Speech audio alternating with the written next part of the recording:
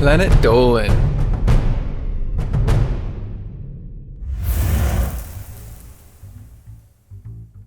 You may be the kind of person who lives life on the safe side. You don't smoke, you don't use your phone while walking, and you regularly check your bed for snakes. But what would you do when disaster strikes? Do you know what to do in an emergency? Here are 15 tips that can save your life. I'm Hellbent, and today I'll be your narrator. Number 15. You may read a lot of advice online about how to survive a mugging, like throwing your belongings in the street so you can run away.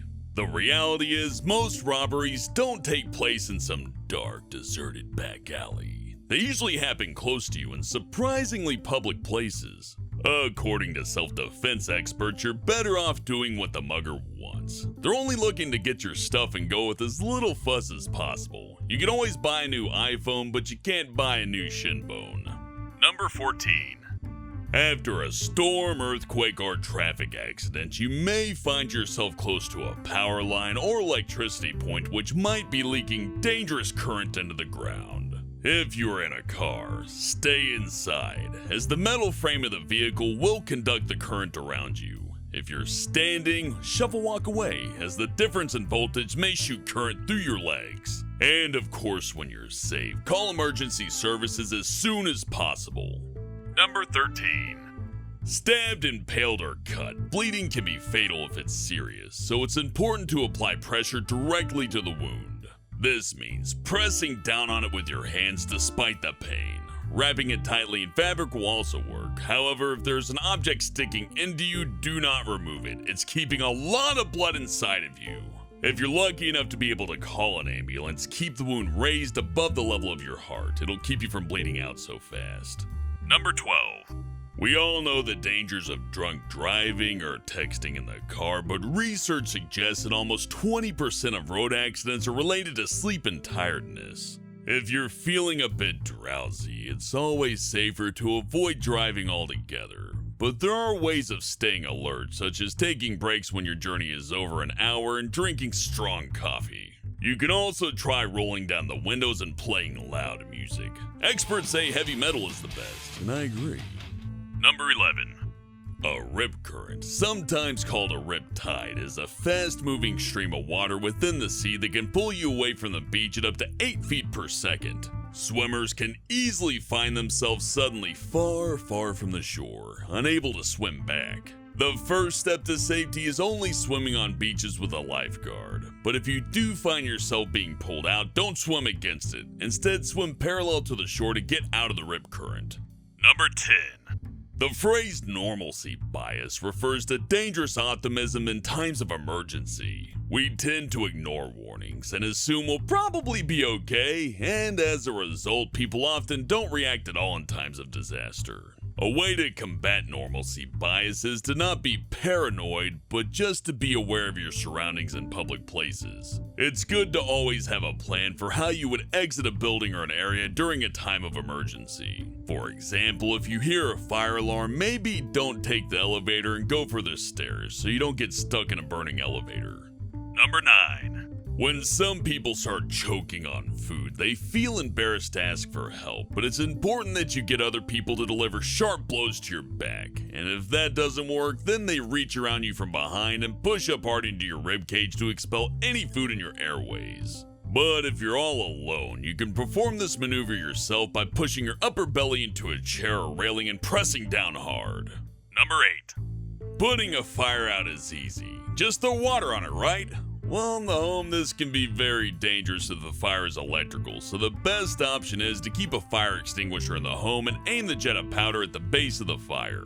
But if you don't have an extinguisher, or if it's an oil or grease fire in the kitchen, you should aim to cover it with a wet towel or throw baking soda over it.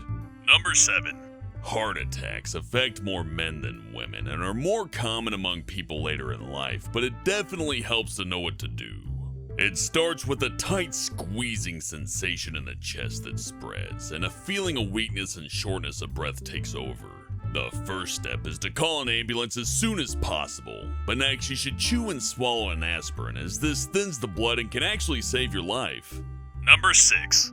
They say lightning never strikes twice, but it only takes one time to kill you. If the lightning and thunder sound are less than 20 seconds apart, it's time to get to a shelter. That is a large building or a car, not a bus shelter or a tree, as these can actually be targets. If there's no shelter, get the lowland and crouch on your feet in order to minimize height and also contact with the ground.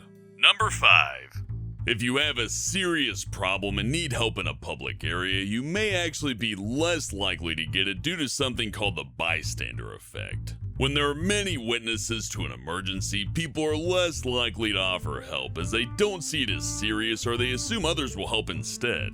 If you need assistance, choose a person and ask them directly, like, "Hey, you in the red shirt, call an ambulance!" Number 4. A house fire is one of the most terrifying things that could happen, but it's important to think about what you would do. The majority of deaths actually occur from smoke inhalation rather than burns, so it's important to stay low to the ground and crawl if you're in a room with fire. When getting out, check the door for heat or smoke before opening, and if it's safe, make sure you close it behind you to prevent flames from spreading. Number 3. Even if you're not a seasoned hiker, there's a chance you might find yourself lost in the wilderness at some point in your life. The priorities are always keeping warm, finding water, and finding your way out. The best move is to always head downhill wherever you are. Human settlements and rivers are usually found at the bottom of slopes rather than the tops. An increase in insect numbers may also be an indicator of water. Number 2. You should know the emergency services phone number in your country, although it's useful to know that the number 112 works in a vast number of countries worldwide. Another useful tip is that even if your phone has no signal, there's a good chance you can call emergency services, as other networks will make the connection for you. If you can't talk to the operator, pressing 55 in many countries is a distress signal. Number 1. If you run out of water when outside, you could be dead within 3 days. But drinking still water that you find may also be dangerous, as it can contain disease and diarrhea-causing bacteria. One way to disinfect water is to use clear plastic bottles. Leaving a full bottle in the sunlight for at least 6 hours should sterilize most of it with UV rays. It's not 100% effective, but it might just save your life. This video was made possible by our fans over on Patreon. Thanks for your support, guys. Thanks for watching, and I'll see you next time.